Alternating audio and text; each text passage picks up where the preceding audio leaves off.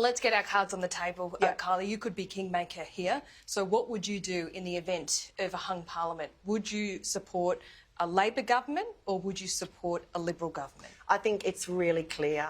If we're left in the position of a hung parliament, the Australian citizens would have made it very clear that they are unhappy with both of the major parties and that neither of the parties' But the Governor-General needs confidence to be able to say who the PM is. Yeah.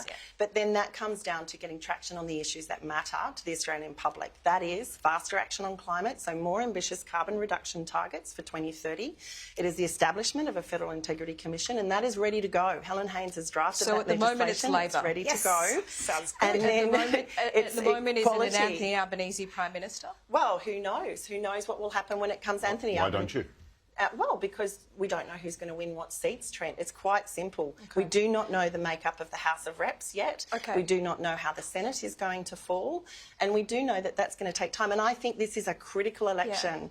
You know, the last time we saw it took 2 weeks. You won't tell us right now who you would support, but what's your criteria? I mean, we're sitting in a seat that has never, ever had a Labor MP. Nor should it, because it doesn't want its voice lost to a party. So what are you looking for then? What are you looking for? Will you look at the next biggest vote? Will you look at who has more seats? Who would you be leaning towards? I will look to what the people of North Sydney will be sending me to achieve, which is faster action on climate. I'd speak to both parties. To your point, in the same room, that's going to be no, not in the same room. I think that would be naive to suggest that. But will be my job as the independent for North Sydney to get the best possible deal I can around the things that the people of North Sydney are sending me to get that deal on. All right, Catherine, let's talk federal. I'm just heartened by your answer, Kylea, because it does seem on the big things that Labor cares about, a real plan on climate and integrity and gender justice, I know as well as one of your policies, that's the heart of Labor's plan as well. So even if I'm not fortunate enough, and it would be the honour of my life to be Labor's first MP in the seat of North Sydney, then I at least take comfort in the fact that Anthony Albanese and his team will have the support of people like you down in Canberra. Well, that remains to be seen. Let's see how it goes. But it shouldn't remain to be seen, I have to say. No, it shouldn't. Out of respect to the people who you're asking to support you, and in light of the fact that both parties have actually put their policies on the table, you should be able to read those policies and say, this most closely aligns with what I am telling the people I am going to do in Canberra. You really should be able to, especially if you're running on an integrity platform, because it's the most fundamental aspect of your integrity is what you would do if you're asked to form government at what I agree with you. It is a critical point in our country's future. And I have to say that I think this is where the Simon Holmes Court independents are falling down, because they are deliberately. I am not a Simon Holmes Court independent. Well, today we read in one of our local papers that Simon Holmes Court actually ran another candidate in North Sydney to encourage them to consider whether they wanted to run, because he was supporting you and behind your campaign. So I'm not quite sure how longer you can be disingenuous about that, I have to say, Kylea. Do you talk to him? No, and that's You've never met him? You've never met Simon Holmes Have you met Simon Holmes Court? No, I haven't. Oh, well, you should meet him, because I think as somebody who's actually interested in advancing our climate policy. To the best of my knowledge, I should add. Yeah, well, no, I need to be really clear here, and let's be really clear. Independents absolutely terrify the two major parties, because they have a system that is set up to work for them, not for the people of the country. So the only thing, they can't come after me about my policies, because as Catherine said very kindly, they actually align with what Labor is advocating, and they advance what Liberal has been advocating. They're what the people of this seat want to see. They can't come after me as a person, because I'm an ordinary person who didn't aspire to enter politics. I'm not doing this for a career gain. I'm doing it because I can't stay seated any longer and frustrated by what's a lack of movement. So they've created this nefarious entity that assumes that in some way we're all aligned and acting as a subverted party. It's not true. Why did you stand up and do a media conference with Zali Steggall because today? We aligned around the issue today, which was about hastening our transition to a clean transport future. So you're all aligned, and that shows on your number how one actually issue. Independents can stand together to actually work to produce change. Kylea, I think you need to look more carefully at the history of your own country, its own political history, because major advances have been made for the good of all through the party system. That's not true, Catherine. Well, think about superannuation, think about Medicare, think about the NDIS, think about the Native Title Act, think about all of the big important social issues.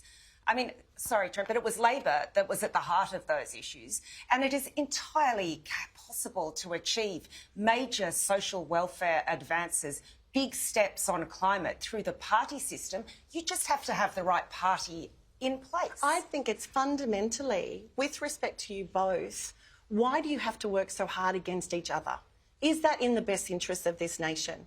And I think that's what Australian voters are trying to work out. Why does it have to be a win Liberal your whole or a life? lose? No, you are paraphrasing me, Catherine, just as Trent did a minute ago. I'm going to be very clear. I have voted Liberal most of my life, not all of my life. Right, okay. So I thank you for offering that up, but no. And I think because I have voted when I believe there were policies that were good for our nation. The two-party system is broken. You are not moving us forward. We are a decade behind in terms of climate movement. And with respect, in opposition, Labor has been able to achieve even less than what the crossbench has been able to achieve in the last term. So I really think that we need to be open to the fact that a strong independent crossbench, just 3 more people on the crossbench, create an entirely different discussion in the House of Reps, where Australians are allowed to hear what you guys are discussing behind your party room doors. I can hear a lot from you about voices, about hearing, about conversations, about dialogue. And to be entirely honest, that is not what the country needs right now. It doesn't need more conversations. It needs strong hand on the steering wheel and a clear direction towards the future. And that's what Labor has to offer at this particular moment.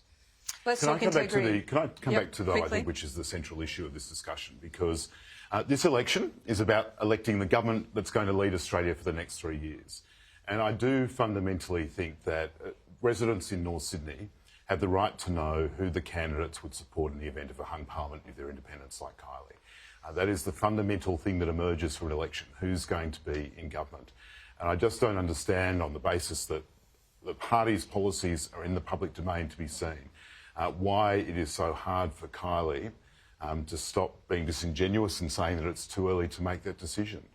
We've seen indications from others like Andrew Wilkie or Rebecca Sharkey about the approach that they would take, genuine independence. But I think that it is a responsibility, if you're interested in transparency and integrity, it's a basic responsibility to let voters know what they're going to get if they vote for you. It's too late after the elections happen for voters to wake up and find that they've got the Liberal government or the Labor government they didn't want as a result of the actions of their local members.